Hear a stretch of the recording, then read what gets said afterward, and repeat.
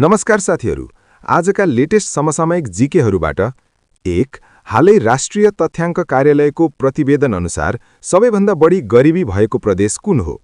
उत्तर सुदूरपश्चिम प्रदेश। तर कम गरिबी भएको प्रदेश गण्डकी प्रदेश हो। 2. दरबार हाइस्कुलको पहिलो महिला प्रधानाध्यापक को हुन्? उत्तर शारदा कुमारी पौडेल। उनको नियुक्ति मिति 2082 मङ्सिर 4। 3. नेपालको दोस्रो मुनाल नामक स्याटेलाइट कहिले प्रक्षेपण गरियो? उत्तर विक्रम सम्वत 2082 पुस 28। सन् 2026 जैन 12। कुन देशबाट?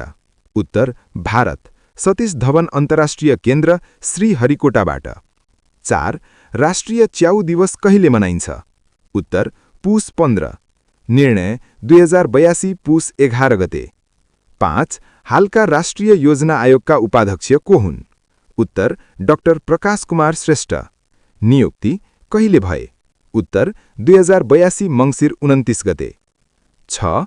मौरिससँग कहिले दोहोरो कर मुक्त सम्झौता खारेज गर्ने निर्णय गरियो? उत्तर विक्रम सम्वत 2082 कार्तिक 12, सन् 2025 अक्टोबर 29। तर लागू हुने मिति भने विक्रम सम्वत 2083 साउन 1 देखि। 7. सङ्गीतको सृजनात्मक सहरको रूपमा घोषणा ललितपुर गरिएको छ। कसले गर्यो घोषणा? उत्तर युनेस्कोले। कहिले गर्यो? उत्तर सन् 2025 अक्टोबर 31 मा। कुन पालिकालाई? उत्तर ललितपुर महानगरपालिकालाई। आजलाई यति। मन परे लाइक, शेयर, कमेन्ट गर्न नभुल्नुहोला। साथै फलो गर्न पनि नछुटाउनुहोस्। धन्यवाद।